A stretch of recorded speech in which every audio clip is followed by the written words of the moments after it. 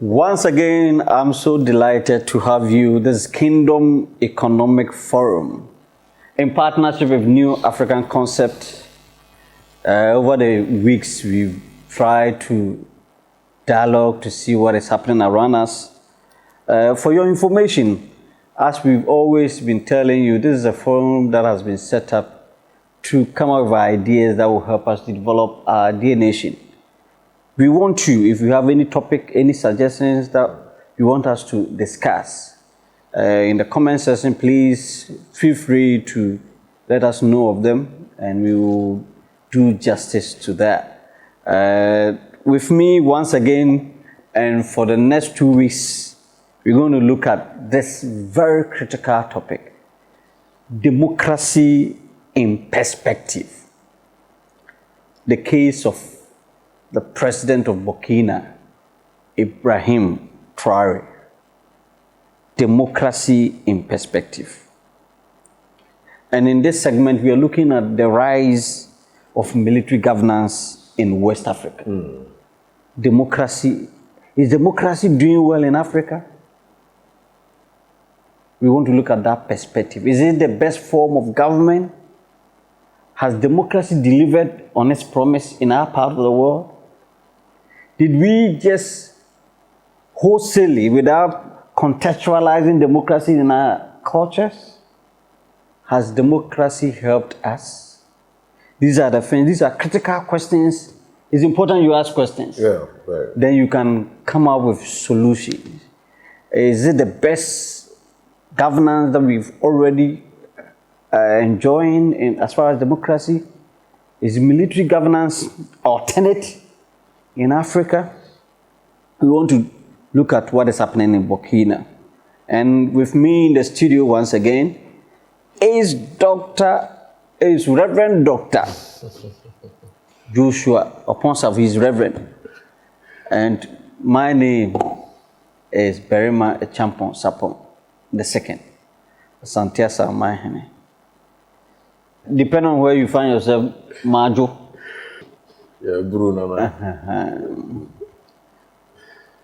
Democracy in perspective. I have few questions that I want us to look at. Yeah. In this segment, the rise of military governance in West Africa. What factors led to Ibrahim Traore's coup, and how does it reflect democratic backsliding in the region?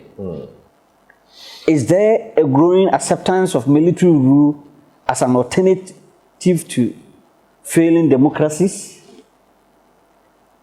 How have Burkina Faso citizens responded to Traore's leadership compared to previous civilian governments?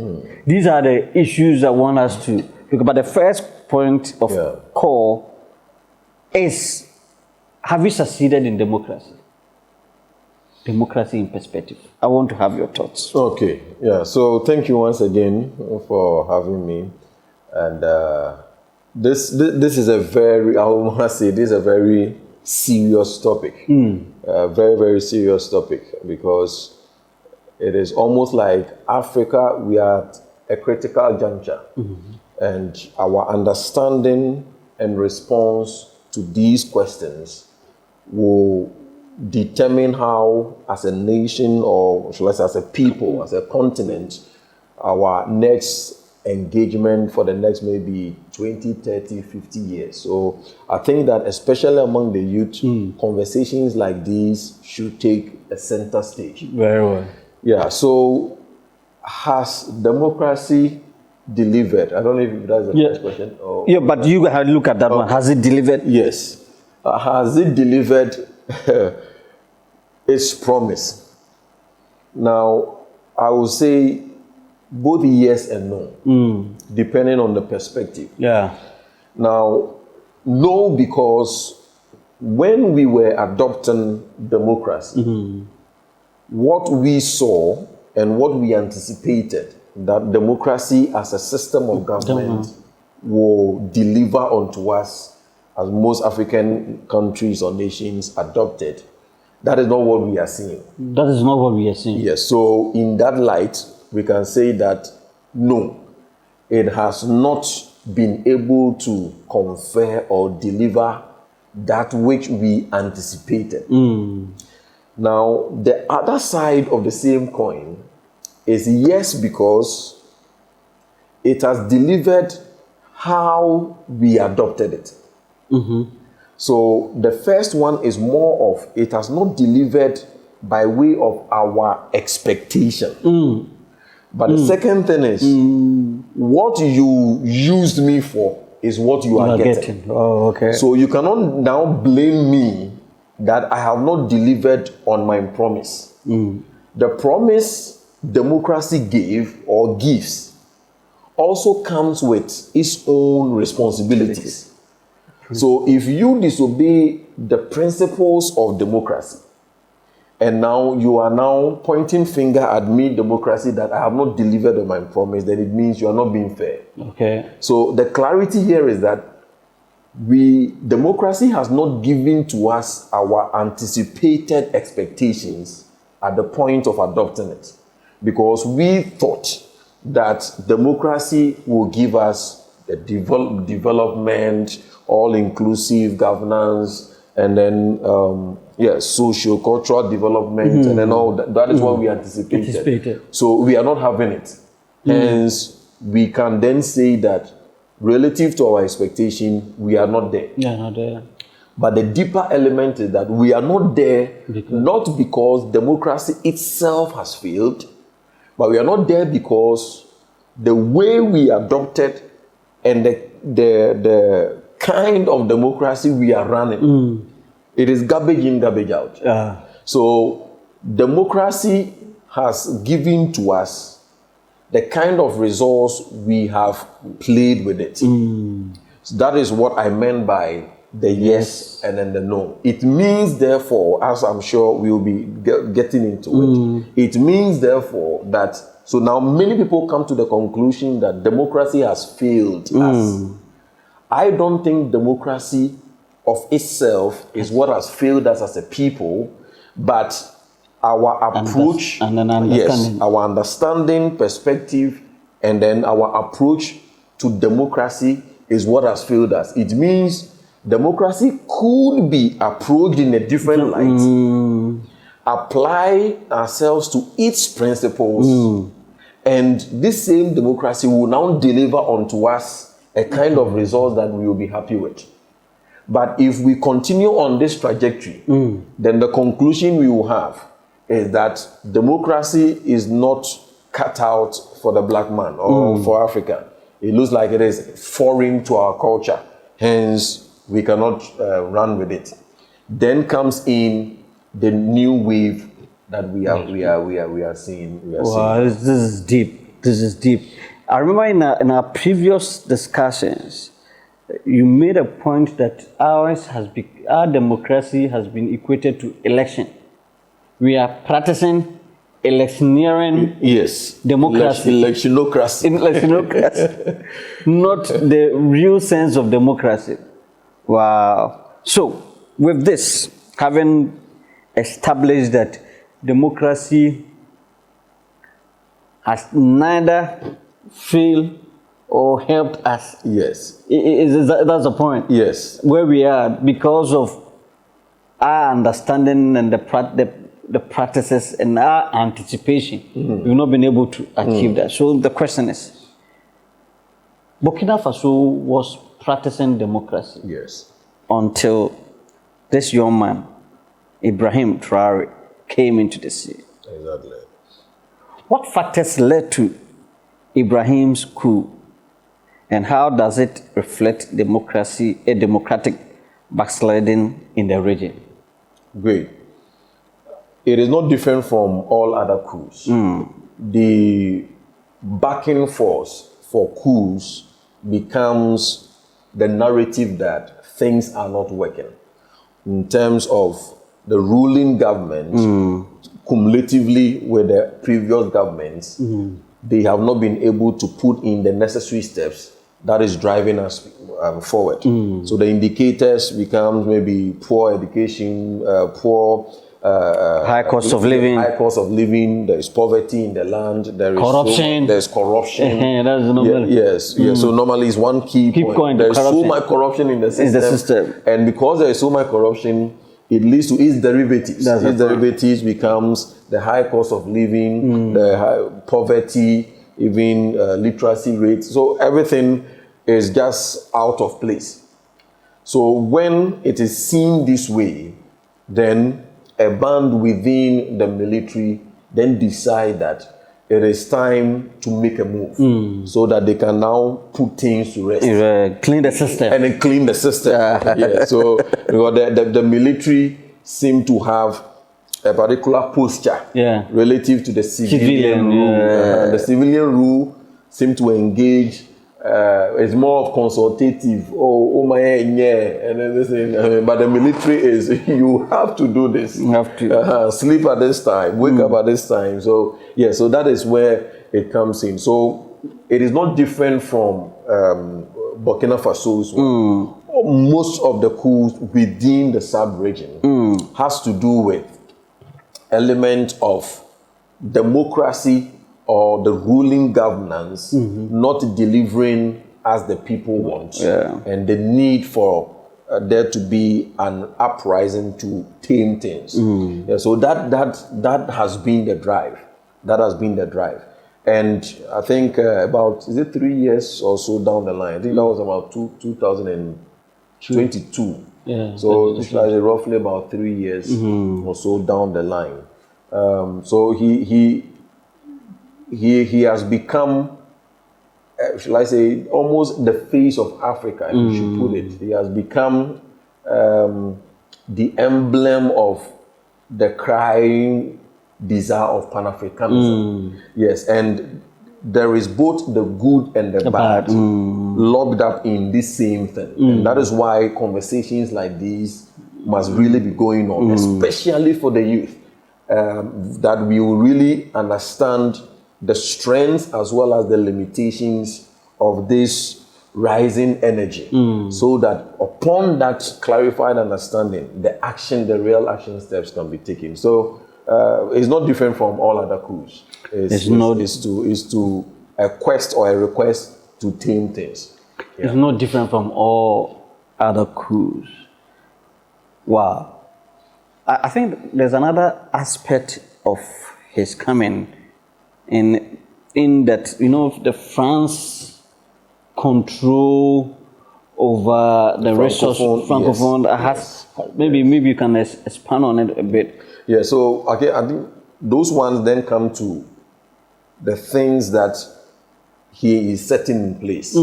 Yes, so I don't know if we can get into... Okay, maybe before we get in there, but the next question is there a growing acceptance of military rule as an alternative to failing democracies? That's the question. Yeah, so it's an obvious yes. And that is where, for me, the problem is. Yeah, so because it leads to two things. Now, his is a bit of a separate kind. Yeah, because this is not the first coup we have seen in Burkina Faso itself. Yeah, at least even here in Ghana and many other. Yeah, so we are.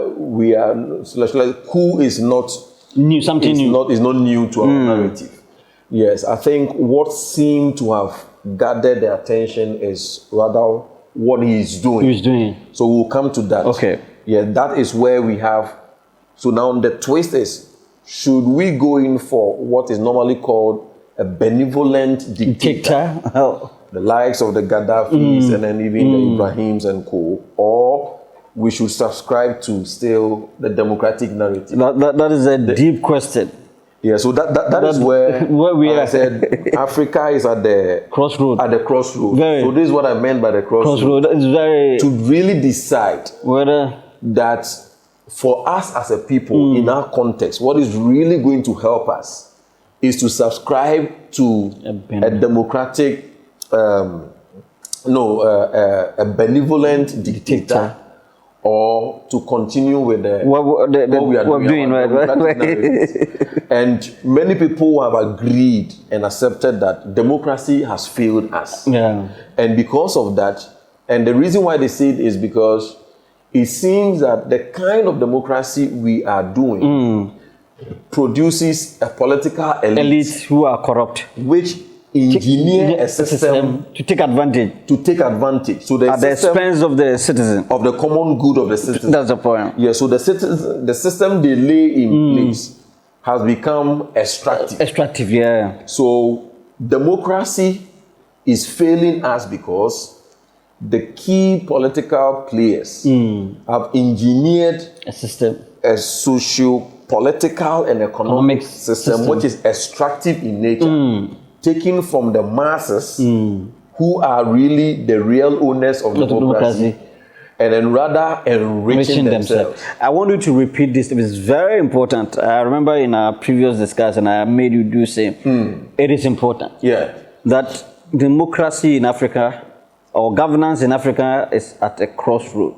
Very much. Whether to go to a benevolent dictator or use the current democracy is calling for a benevolent dictator, which we need to be very careful. Yes. Not that democracy is not good, but unfortunately, political elites are taking advantage of the current democracy to enrich themselves. Yes. And that is where the issue is. And I want you to repeat exactly what you said. Yeah, so just like you repeated, so the point is that we are at the crossroads. Yeah, the crossroads. And the crossroads happen to be, there is a rising call that Africa should subscribe more to the benevolent dictatorship as against the nominal democratic narrative we have now, which have been hijacked by the political elite. And then they have put in political and economic extractive systems, extracting from the masses to enrich themselves. So the end result is that today many people go into politics not with the mindset of what can I do to serve my nation, but rather what can I or how can I harness the opportunities and the resources for myself and my cronies. Wow. And that has been the narrative. And this is the red flag. A serious red flag. This is, so for those who are listening to us, this, you can't pretend around it. This is the red flag. And we want to sound a caution to our leaders. This is the red flag.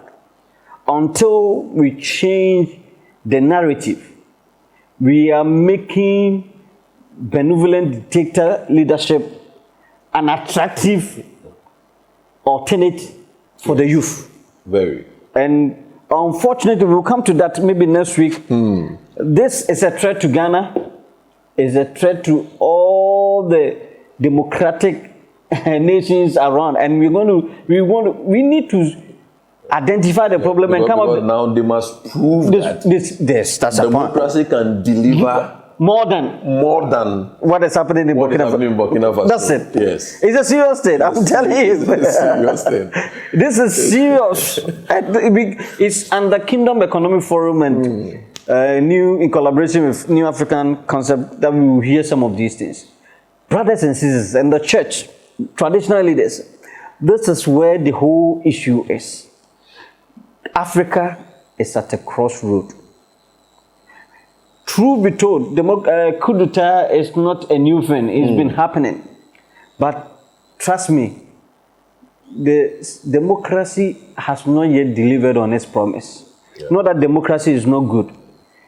Unfortunately, as has been said by a dog, democracy we are practicing has been hijacked by selected few who, instead of serving the people, are now becoming the masters and taking advantage of the people. Until democracy is implemented in its true sense, power for the people, is by the people and for the people, to help the people, we are sitting on a ticking time bomb.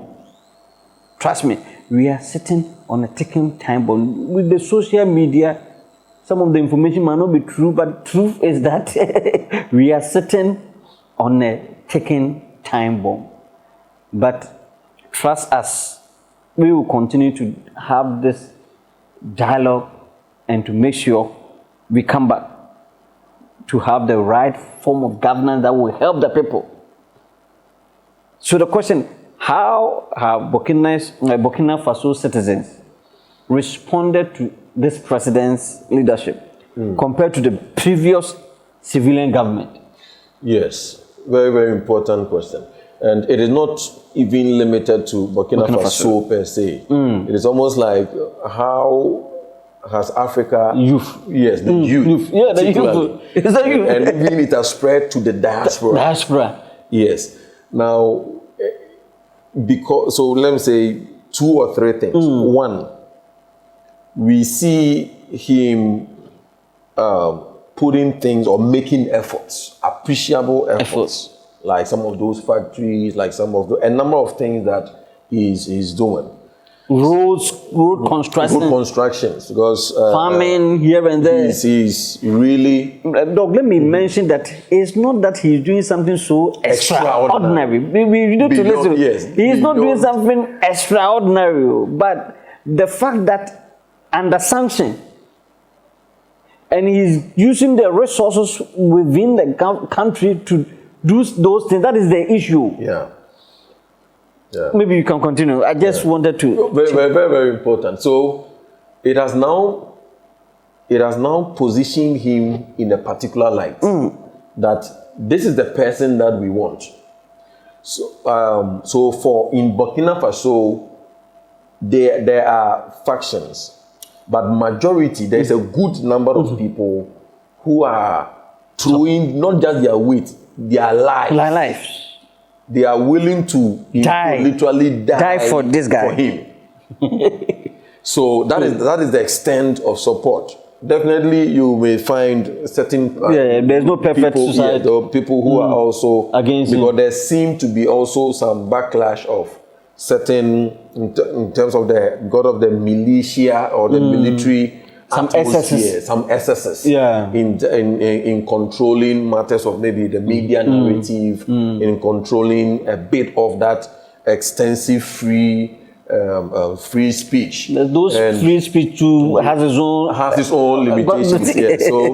So definitely no one is perfect. So there is that limitations along some of those excesses. But by and large, we can say that the majority of the Burkinabés are seeing a kind of man they are willing to throw their weight or even their lives for, if need be. In fact, we are not just making statements here. Sometimes I see some of the videos, and then I have a very credible person in Burkina. Okay. And I send I've seen this one. Is it true? Yeah. And the guy confirms those things. So that is the issue is very true. Very credible person. Your money, and it comes back. So it's true. He confirms it. Great. He confirms it. Great. Yeah. So that is the posture, and because of that, even all across, I remember when he came over. For the inauguration. Yes, you could see when his name was mentioned. You could see even that. President, I'm telling you. You could see the shout especially among the youth. The youth. And then it is spreading all across, and even across the diaspora. So one is because of what he's doing.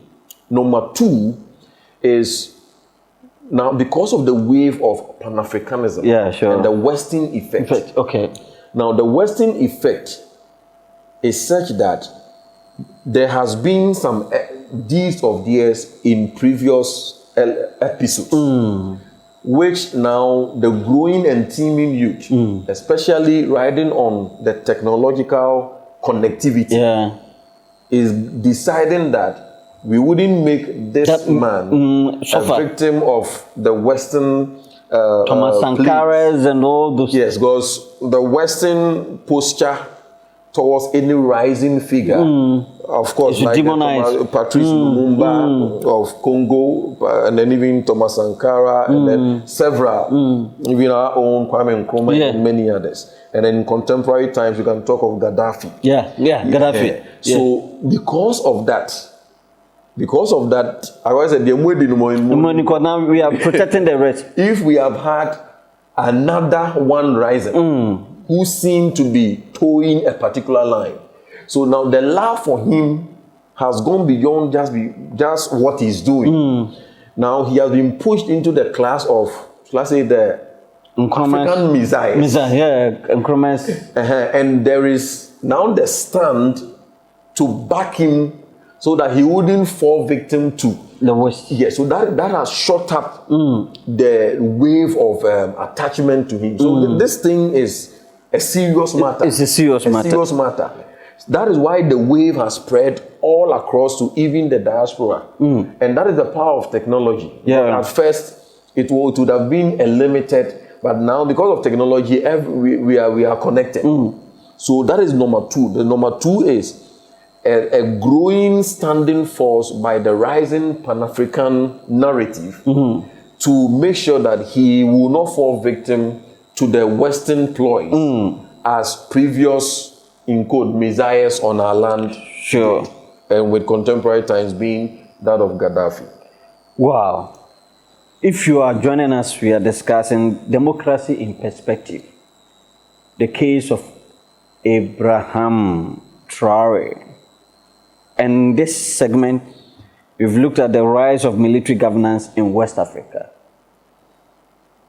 He's saying that democracy hasn't delivered, neither has it failed. Democracy is neutral as we speak now. Unfortunately, selected few has hijacked democracy as an economic and business opportunity to take advantage of the masses. And that is what is leading to the love, a seemingly tilting perspective towards the youth to military overtake. The case of Ibrahim Traore, what he is doing in Burkina Faso. So the question that we want to address next week is that, what is the implication for Ghana and regional stability? Ibrahim Traore, the rising of the Burkinabe president who came to power not through democratic ideals. Unfortunately for those who are pushing for democracy, he is doing something better in a way. What is its implication to Ghana and West Africa? That's what, God willing, next week we will try to digest and dissect and come out with the solution. We want to once again thank you, Doc, and those who listen to us. We want to thank you for your time. Like we said initially, send your questions, your comment, and your contribution. And if you have any topic we want us to treat, please share with us. We are there to serve you. This is Kingdom Economic Forum in collaboration with New African Concept. Until we come your way next week, bye-bye from studio.